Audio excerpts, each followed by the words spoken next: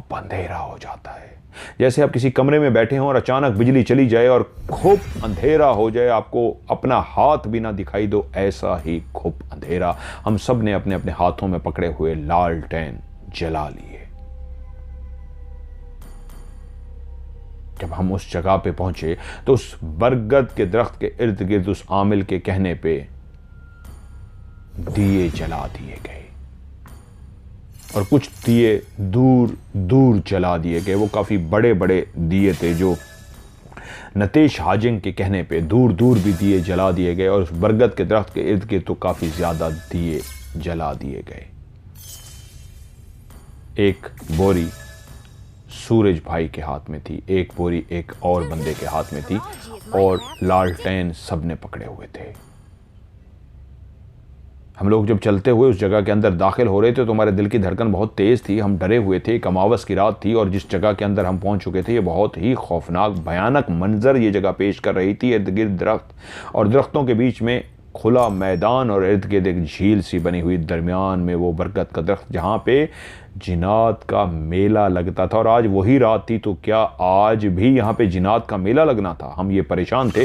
जैसे ही उस मैदान के अंदर हम दाखिल हुए, आगे आगे वो आमिल थे नतेश हाजिम, उन्होंने जाते ही सबसे पहले उस जगह पे कुछ पढ़ना शुरू कर दिया। वो मुसलसल पढ़ते गए पढ़ते गए पढ़ते गए और फिर सबको इशारा किया अंदर आ जाओ। और जैसे जैसे अंदर आते गए तो एक एक शख्स उनके सामने जाके खड़ा हो जाता और वो कुछ दायरा कड़ा लगाते, उस शख्स पे फूंकते और कहते अब तुम्हारे ऊपर दायरा कड़ा हो चुका है, आगे बढ़ो। फिर अगले शख्स की बारी आती, वो सामने खड़ा होता, उसका दायरा कड़ा होता, फिर अगले का, सबका उन्होंने एक एक का दायरा कड़ा कर दिया। उसके बाद उन्होंने जो सामान हमसे उठवाया हुआ था उसमें से हाथ डाला, एक आंखों में पहनने के लिए काजल दान और एक उन्होंने फल कहा है जिसको अंदर से रुई की तरह निकलती है। वो कहते हैं, हमारे बांग्लादेश में उसको अकवा कहते हैं। मैंने निकाला है, ये मुझे नहीं मिल सका। एक फल जिसको वो लोग अकवा कहते हैं, उसमें से रुई की तरह निकलती है और एक हाथ में उनके काजल दान था। हम सारे एक जगह पे खड़े हुए थे, उन्होंने हाथ में पकड़ा हुआ जो वो फल था, अकवा फल, उसको छुरी से काटना शुरू कर दिया और जब वो काट चुके, काटने के बाद उसमें से जो रोई थी वो उन्होंने रोई निकाल ली और उसके बाद जो दूसरे हाथ में काजलदान था उन्होंने काजलदान को खोला और उसमें से निकाल के अपनी आंखों में सुरमा लगाया। सुरमादानी थी वो जिसको काजलदान कह रहे हैं, सुरमादानी में से उन्होंने अपनी आंखों में सुरमा लगाया और एक हाथ में उनके काजलदान था और एक हाथ में वही जो अकवा फल काटा था जिसमें से रोई किस्म की काट के रोई उन्होंने निकाली थी। तो उस रोई को उल्टे हाथ में पकड़े और काजलदान को अपने सीधे हाथ में पकड़े और इसी तरह पढ़ते पढ़ते पढ़ते लालटेन की रोशनी में हम देख रहे हैं कि वो एक ऐसी जगह पे पहुंचे जहां खड़े होकर कुछ देर चक्कर लगाते रहे और उसके बाद कहा, आओ इस जगह को खोदना शुरू कर दो। हम सारे उन्हीं की ही मुंतज़िर थे कि वो हमें हुक्म दे हम वहीं करें। अब दो दो बंदों की ड्यूटियां थी कि उन्होंने गड़ा खोदना था और जल्दी जल्दी खोदना था। जब दो थकेंगे तो उसके बाद अगले दो आएंगे, जब वो थकेंगे तो उनके बाद अगले दो आएंगे। पीर साहब खुद आमिल साहब उठ के बरगद के दरख्त के पास बैठ गए। पास ही वो एक जगह थी और उसके बाद कुदालों से जो हम लेके गए थे खोदना शुरू कर दिया। आमिल वहीं पे बैठा कुछ पढ़ रहा था और रात, उस अमावस की रात में हम आहिस्ता आहिस्ता खुदाई कर रहे थे कि खुदाई करते करते हमारी आंखों ने देखा कि एक जगह पे जैसे ही हमने कुदाल को मारा तो वहीं से एक बिल थी, चींटियों की जिस तरह बिल होती है, और उसमें से तेज़ी से चींटियाँ, छोटी छोटी चींटियाँ बाहर निकलीं। और जैसे ही चींटियाँ वो बाहर निकलती गई हम रुक गए कि एक दोबारा से कुदाल मारें। ये तो चींटियां हैं, लालटेन रखे हुए थे, रोशनी में नज़र आ रहा था लालटेन की रोशनी में कि देखते ही देखते उसी बिल में से इतनी बड़ी बड़ी चींटियां निकलना शुरू हो गईं, 2 से 3 इंच बड़ी, यानी एक उंगली के बराबर और उंगली से भी बड़ी बड़ी वो चूंटियाँ उस बिल में से निकलनी शुरू हो गई। वो काली स्याह चूंटियाँ थीं और एक उंगली से भी बड़ी थी। हम एकदम से परेशान हो गए कि इतनी बड़ी चूंटियाँ हमने ज़िंदगी में नहीं देखी थी। हम रुक से गए। आमिल जो बैठा पढ़ रहा था, कुदाल की आवाज़ को सुन रहा था, उसकी आंखें बंद थीं और जब कुदाल चलना बंद हो गई वो रुक सी गई तो उसने आंखें खोली और कहा, क्या हुआ? हमने कहा, नीचे देखिए। उसने जब नीचे देखा तो इतनी बड़ी बड़ी चींटियां निकल रही थीं। उसने कहा, अपने काम को जारी रखो, कुछ नहीं होता। तो हम इसका मतलब समझ गए थे कि हमें इन बिल को, इन चींटियों की परवाह नहीं करनी और अपने काम को जारी रखना है। यूं हमने फिर से खोदना शुरू कर दिया और दो शख्स जो कुदाल की मदद से एक आमने सामने खड़े होके उस गड्ढे को खोद रहे थे, वहीं एक शख्स के कुदाल से वो बिल भी उखड़ के दूर जा गिरी। वो अपने काम में मसरूफ हो गए, जिस वजह से वो रुके थे कि कहीं इतनी बड़ी बड़ी चींटियां जिसको हम जिंदगी में पहली दफ़ा देख रहे हैं हमें नुकसान ना पहुंचा सके। और जब आमिल ने कह दिया कि टेंशन मत लो, आगे बढ़ो, तो वो खोदते रहे। हर तरफ रात की खामोशी थी, सिर्फ जंगल में से कभी कभी किसी जानवर के बोलने की आवाज़ कानों में गूंजती तो एक खौफ का सा समा तो पहले ही था, जिस्म के अंदर एक ऐसी खौफ की लहर दौड़ जाती, जिस्म कपकपा जाता। और उस रात की अमावस की रात की खामोशी में जब कुदाल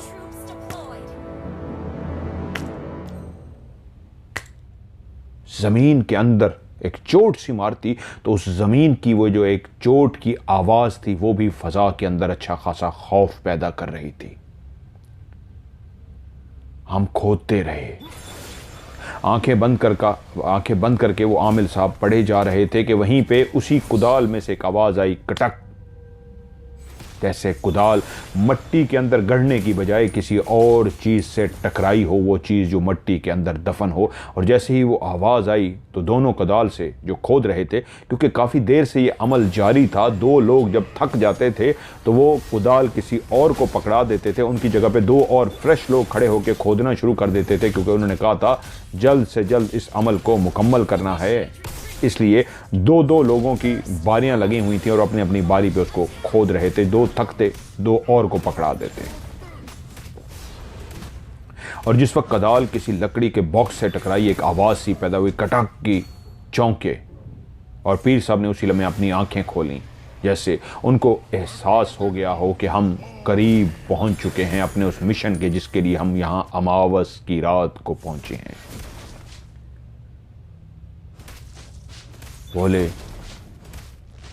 कामयाबी मिलने ही वाली है, हम अपनी मंजिल मकसूद के करीब पहुंचने ही वाले हैं, खोदो इसको।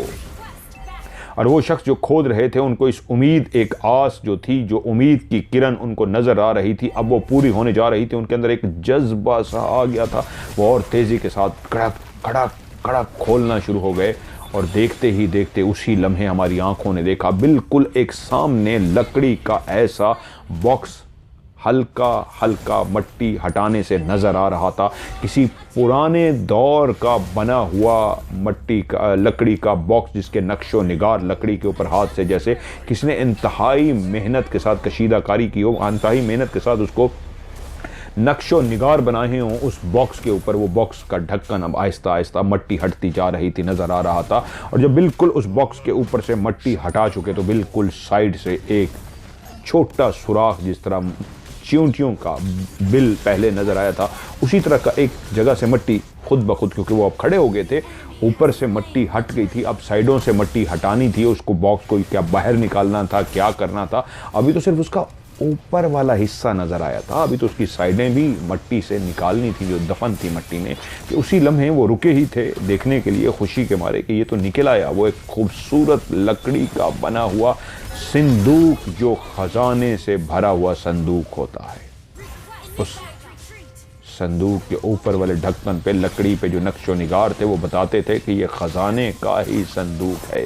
मंजिल के करीब है कि उसी लम्हे उन्होंने देखा एक जगह से मिट्टी खुद ब खुद हटना शुरू हो गई है। एक छोटा सा सुराख पैदा हुआ है और जैसे ही वो सुराख पैदा हुआ है वो सुराख बड़ा होता गया है, मिट्टी हटती गई है, जैसे उसके अंदर से कोई चीज़ निकलना चाह रही है। वो थोड़े से पीछे हट गए, लालटेन पकड़े हुए लोग भी थोड़े से पीछे हट गए और वो इतना बड़ा सुराख हो गया कि उन्होंने देखा उसके अंदर से एक चींटी निकली जिसका साइज एक छोटी बिल्ली का जो बच्चा होता है, छोटी बिल्ली के बच्चे जितने साइज की बड़ी चींटी उसमें से निकल आई।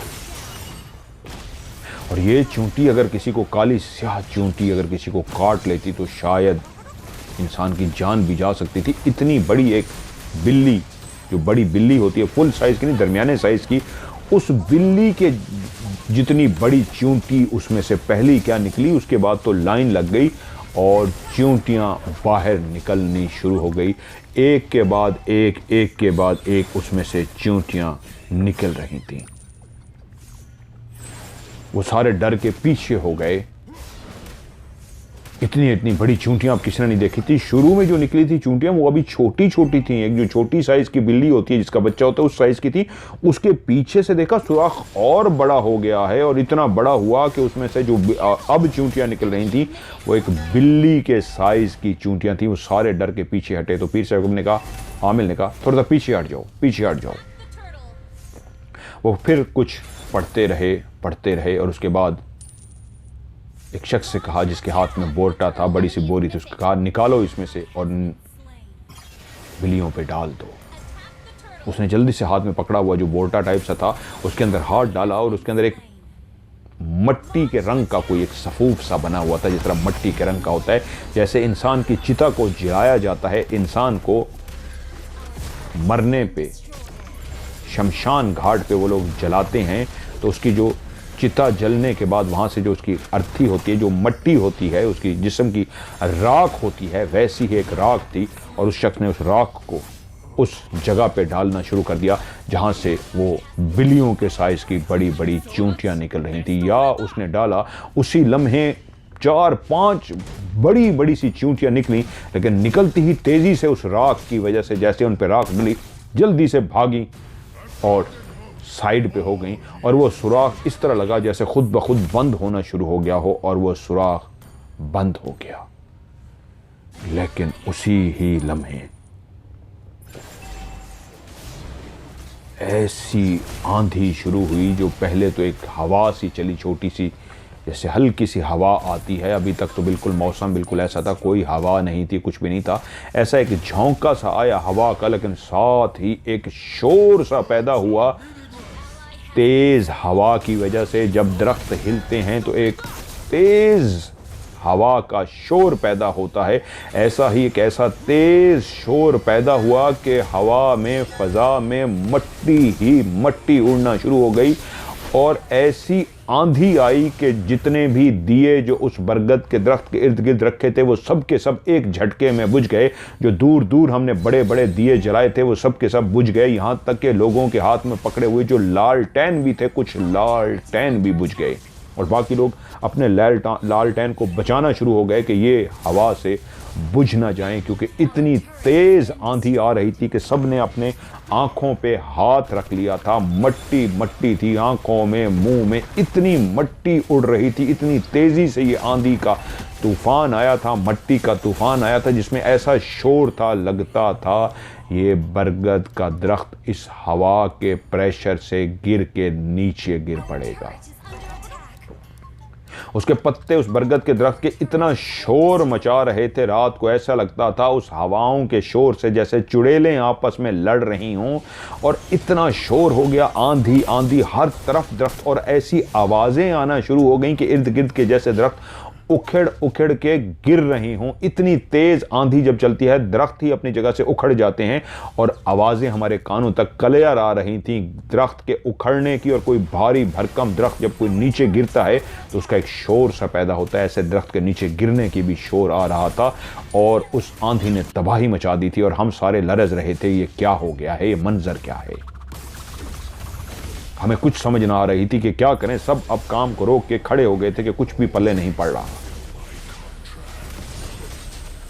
लेकिन आमिल खामोश थे। अब वो सारे इंतज़ार में थे वो आमिल कुछ बताए कि आगे क्या करना है। वो चुप रहे। वो अपने अपने लालटेन को, कुछ लालटेन बुझ गए थे, कुछ लालटेन जो वो बचा पाए थे कि इनकी रोशनी रहे, वरना अमावस की रात है, अमावस की रात में घुप अंधेरा हो गया इस जगह पे तो कुछ भी हो सकता है। इस जगह का उसने दायरा कड़ा तो नहीं किया था, लेकिन हर शख्स का दायरा कड़ा हो गया था। और तभी वो आमिल बोला, काम जारी रखो। अब इतनी तेज आंधी, ऐसा शदीद तूफान, खड़ा होना मुश्किल, दरख्त गिर रहे हैं, शोर पैदा हो रहा है, शापर उड़ रहे हैं, मतलब एक जिस तरह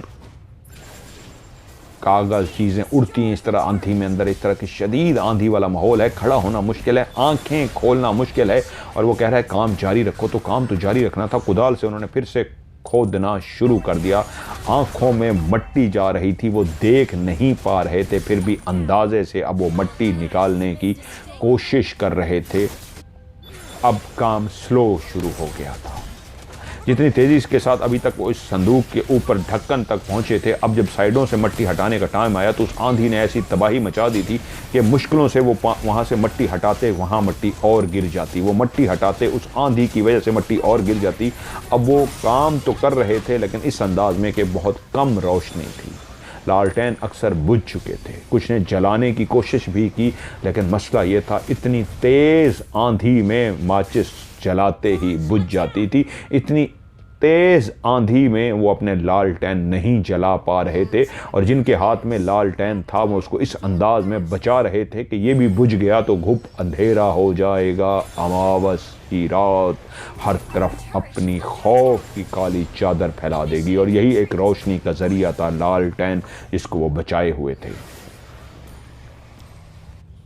उन्होंने कोशिश की, एक दो ने लालटेन जलाने की, लेकिन वो माचिस ही नहीं जला सके, इतनी तेज़ आंधी थी। अब वो खोद रहे थे लेकिन मारते कहीं पे थे, लगता कहीं पे था, आंखों में मट्टी, मुंह में मट्टी, एक अजीब सा समा। अभी तक वो बरगद का दरख्त भी उस तूफान की वजह से इतना जोर शोर से हिल रहा था, कुछ को डर था कि ये गिर जाएगा। करते करते करते यहां तक कि उस लकड़ी का जो बॉक्स का ढक्कन था उसका ताला नज़र आना शुरू हो गया। एक अजीबो गरीब सा, बहुत बड़ा सा, काला सा ताला। वो कहते हैं हमने ज़िंदगी में इतना बड़ा और अजीबो गरीब ताला कभी भी नहीं देखा। एक बहुत अजीब सा ताला था, लेकिन अभी तक उस वो आंधी और तूफान वाला मंजर अभी भी जारी था। उसी लम्हे जब वो ताला नज़र आ गया तो आमिल, बोलना मुश्किल था, बोलते थे मुंह में मट्टी जाती थी, तो आमिल बोला घबराओ मत, और सूरज से बोले तुम्हारे हाथ में जो बोरी है इसमें से निकालो और ताले के ऊपर डालना शुरू कर दो। सूरज ने जैसे कैसे मुश्किलों से आवाज़ को सुना, क्योंकि शोर बहुत था, आवाज़ ही नहीं आ रही थी। उसने बोरी को खोला और उसी ताले के ऊपर डालना शुरू कर दिया। ये भी एक राख थी, कोयले की राख। इतनी तेज़ हवा थी कि वो राख डालता, राख उड़ जाती, और जितना डालता उड़ जाती, लेकिन बहुत ज़्यादा वो राख थी। तो उसने हाथ पकड़ के बिल्कुल ताले के करीब राख को डाला और राख ताले पे गिर ही गई। जैसे ताले पे राख गिरी, ताला कटक करके खुल गया। खोलो इसे, एक मध्यम सी आवाज़ आई। शायद आमिल तो ऊंची आवाज़ में बोला था, उस आंधी तूफान की वजह से आवाज़ बहुत मध्यम सी आई थी। वो नीचे बढ़ा, जोर लगा के इतना भारी भरकम वो ताला उसने खोल दिया और कहा पीछे हट जाओ।